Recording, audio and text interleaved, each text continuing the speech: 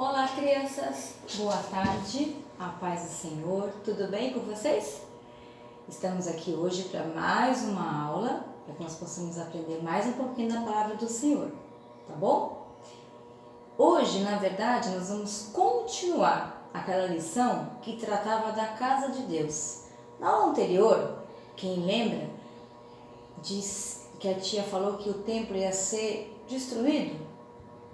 Então, nós vamos estudar justamente essa questão. A casa de Deus, aquele templo maravilhoso que o rei Salomão construiu, ele foi restaurado, ele foi reformado. Então, o tema da lição de hoje é: a casa de Deus é reformada. Interessante, não é? Nós pensávamos assim, na aula passada nós queríamos ter uma casa nova. Lembra da minha pergunta? Quem gostaria de ter uma casa nova? Eu também. E quem gostaria de ter uma reforma bem bonita na nossa casa? Todo mundo, não é verdade? Pois bem, só que a reforma na casa do Senhor, infelizmente, ela aconteceu por algo muito triste. Nós vamos aprender hoje. Vamos orar? Senhor, nosso Deus e Pai, nós te agradecemos por esta oportunidade que temos de estudar a Tua Palavra. Nós te pedimos a orientação, a unção do Teu Espírito Santo neste momento, Senhor, e que nós possamos nos achegar a Ti e aprendermos um pouquinho mais. E assim nós te pedimos e agradecemos em nome de Jesus. Amém. Pois bem, crianças, na verdade, se vocês perceberem direitinho, todas as lições passadas, elas tratam de um único tema, a casa de Deus. E hoje nós vamos continuar. Então, primeiro foi a casa itinerante, aquela casa móvel, né? Que ela ia andando no deserto com o povo de Israel. Depois nós tivemos a casa construída pelo rei Salomão, a pedido do rei Davi, pai e filho, lembra da historinha? E hoje nós vamos aprender que a casa de Deus ela foi reformada, ok? A base bíblica, nós temos duas referências, é importante que vocês acompanhem aí depois, ok? A primeira referência está no livro de 2 Reis, capítulo 14, dos versículos 4 ao 15, e 2 Crônicas, capítulo 24. Lá vocês vão encontrar tudo o que aconteceu durante essa trajetória da reforma da casa de Deus. Mas nós vamos aprender aqui que nós temos 3 personagens principais dessa história. Eles estão aqui, olha. Vou colocar bem para vocês poderem enxergar. Joás, rei. Joiada era o sacerdote. E Atalia era a rainha usurpadora. Olha só. Esses personagens são os principais da lição de hoje. Por quê? Neles vão se concentrar toda essa questão da reforma da casa do Senhor, ok? Então, depois verifiquem aí com as mamães, os papais, para lerem para vocês essas passagens bíblicas, para ficar mais clara a história na cabecinha de vocês, tá bem? Mas, na verdade, eu vou voltar um pouquinho, quando fala desta rainha aqui, ó, Atalia, que era a rainha. Por que usurpadora? O que é usurpadora, tia Alessandra? Usurpador, criança, significa alguém que tenta ou toma o lugar de outra pessoa. Isso, sabe quem fez? O inimigo. O inimigo de Deus, o diabo, ele fez isso. Ele quis usurpar o lugar que não era dele. Então, usurpar significa tomar um lugar que não lhe pertence, que não é seu. E essa madame aqui, essa dona mocinha, ela quis fazer exatamente isso. Ela fez, na verdade, ela usurpou o trono de Judá. Então ela já começou errado, né? Era uma pessoa idólatra, adorava ídolos, Baal, etc.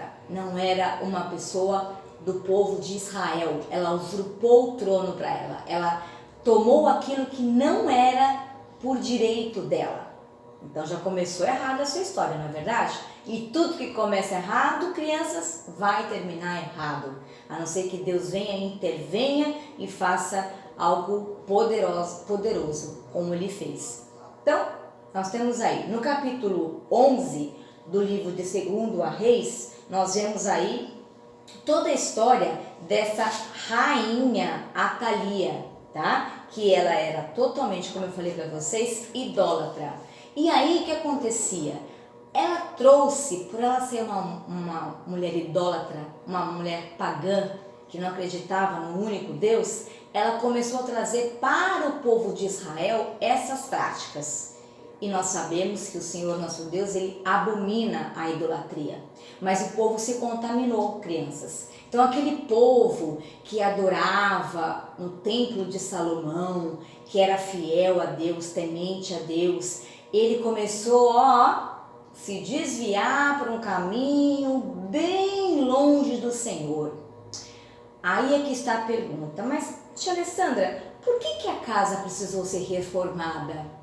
Por isso, crianças, porque o povo de Israel, ele estava totalmente desviado dos caminhos de Deus, porque ele permitiu que uma pessoa idólatra, esta rainha, Atalia, ela colocasse as práticas pagãs no templo, na casa de Deus, e isso para Deus e para nós é inaceitável. Nós não temos de ter idolatria, nenhum tipo, inclusive. Não é só a questão de ídolos de pedra, de madeira, não. Qualquer tipo de idolatria. Mas, tia Alessandra, qual seria uma idolatria sem ser de pedras, de imagens? Por exemplo, se eu me dedicar, se eu colocar uma coisa muito acima de Deus, é uma idolatria. Um exemplo bem rápido. Se eu colocar o meu celular como o mais importante na minha vida, é uma idolatria. Então nós temos que tomar cuidado, porque a idolatria nem sempre ela está ligadinha, ela está caminhando coladinho, lado a lado, com apenas as questões de imagens, mas tudo aquilo que toma o lugar de Deus no nosso coração, na nossa vida. Então nós temos que tomar muito cuidado. E foi isso que o povo de Israel não fez. Ele não tomou cuidado, ele deixou se desviar mesmo, e as práticas dessa mocinha, dona Atalia, ela entrou na casa do Senhor. E aí, o que fazer? A casa tão linda, tão grandiosa, como a tia Alessa falou a semana passada, construída com pedras, vestidas de ouro, aqueles utensílios todos, de repente estava tudo contaminado. Tudo contaminado. O que aconteceu? Nesse caso, entra este sacerdote, que é o sacerdote Joiada. Este sacerdote, ele fez um pacto, um acordo com o Deus, dizendo que o povo iria se converter dos seus maus caminhos e ia voltar a adorá-lo. E aí, então, essa casa ela precisou ser restaurada, reformada. Os utensílios, tudo aquilo foi tudo reformado. Passou por uma reforma mesmo, tá bem? E aí, a Bíblia conta a história todinha do rei Joás. Ele foi ungido rei aos 7 anos de idade. Olha só. Então, não é a idade. Nós podemos fazer muitas coisas para o Senhor, mesmo ainda sendo pequenos, não importa a nossa idade. Ou até mesmo já com uma idade mais avançada, isso não importa para Deus. O que importa é o nosso coração diante dele e a nossa vontade de fazer o que lhe agrada. Obedecer à vontade dele, acima de tudo, tá bem? Eu quero ler com vocês um versículo bem interessante que a tia Alessandra gosta bastante. Está em Salmos 47, versículo 4. 47, 27. Uma coisa pedi ao Senhor, é o que procuro, que eu possa viver na casa do Senhor todos os dias da minha vida, os dias da minha vida, para contemplar a bondade do Senhor e buscar sua orientação no seu templo. Salmo bonito, né? Que pede aqui, que salmista Davi, ele pede: uma coisa eu peço para ti, Senhor, que eu possa viver na tua casa e assim contemplar a bondade do Senhor e buscar a sua orientação no seu templo. Então, crianças, onde devemos buscar orientação? Onde nós desejamos estar? Na casa do Senhor, porque lá nós encontramos, logicamente, a nossa família, ela nos dá orientação, mas Davi pediu: uma coisa peço, que eu esteja na presença do Senhor, buscando sua orientação, buscando seus conselhos, para que nós possamos sempre andar nos caminhos dele. E isso Davi pediu. Esse salmo ele é muito bonito, eu sempre gostei bastante dele. E ele retrata o que nós devemos buscar hoje, mais do que nunca, a presença do Senhor, estarmos na casa do Senhor, porque é lá que nós encontramos toda a nossa força e nós podemos nos reerguer, nos ligar, ficar bem pertinho do Senhor, tá bem? Tem um detalhe, na aula passada, se vocês lembram, nós comentamos que o nosso corpo é o templo do Espírito Santo, ok? Então, veja, vamos fazer um paralelo, significa que a gente vai traçar duas linhas aqui. O nosso corpo é o templo do Espírito Santo, assim a Bíblia nos diz. Só que a casa do Senhor é o templo onde Ele habita, não é verdade? Para que essa reforma seja feita, primeiramente nós temos de reformar o nosso interior. Não adianta, por exemplo, nós pegarmos a nossa igreja hoje, que está ficando mais linda ainda, com o nosso querido pastor Luiz, né? E a pastora Ruth, e fazer a igreja ficar mais e mais linda. Se a gente aqui dentro não estiver bonito, Deus não vai se agradar. Pode ser o templo mais maravilhoso do mundo, mas se nós, que somos a igreja do Senhor, a noiva, aquela que Jesus veio buscar, se nós não estivermos com a nossa reforma pronta, nada vai adiantar, crianças. Então, nós vamos aprender e temos que fazer isso na nossa vida. Nós precisamos primeiro reformar aqui, no nosso coração. Porque de nada vale a nossa aparência, de nada vale um culto, um templo, uma casa, a igreja, né, de parede, enfim, bonita, linda, majestosa, se nós estivermos ali, com o nosso coração tão distante de Deus, não vai adiantar. É importante uma igreja bonita? É bonito, é agradável, sem dúvida nenhuma, não é? Mas mais do que isso, o Senhor se agrada de que nós tenhamos aqui, o nosso coração entregue a Ele. Deixa eu ler para vocês rapidinho aqui uma história. Ano após ano, os israelitas iam adorar a Deus no lindo templo que fora construído em Jerusalém.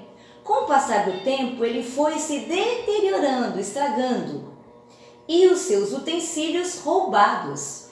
O povo de Israel havia abandonado o Senhor. Que triste, né?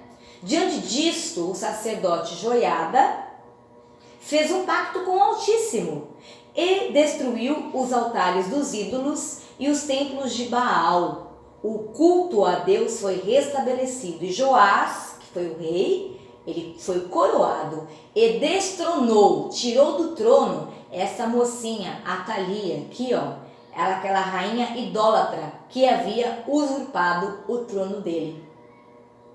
Então veja, tem um detalhe mais importante que eu quero falar para vocês. Como foi feita essa reforma? Bom, como vocês sabem, toda e qualquer reforma, ela leva dinheiro. Assim como para comprar uma casa, para reformá-la, nós também precisamos de dinheiro. E aí, este rei Joás, ele convocou o povo para que as pessoas fossem levando as suas ofertas, para que ela fosse reformada essa casa para Deus. E as pessoas obedeceram ao rei, óbvio, ele era o rei. E nisto, o que aconteceu? Ele nomeou alguns supervisores para essa reforma, crianças. E neste caso, pessoas da confiança do rei, porque veja, para que houvesse sucesso nessa restauração, melhor, nesta reforma, haviam 3 elementos. Vamos mostrar? Primeiro deles, honestidade. O segundo, a confiança. E o terceiro, o sucesso. Um está ligadinho no outro. Tia Alessandra, por quê? Porque o rei Joás, ele colocou o supervisor do templo com aquele, nem imagino quanto de dinheiro usou-se na reforma do templo, mas acredito que foi muito dinheiro. Ele deveria colocar pessoas da confiança dele. E, por outro lado, essas pessoas que foram colocadas ali por Joás, o rei, deveriam ser o quê? Honestas, porque eles estavam lidando crianças com muito dinheiro.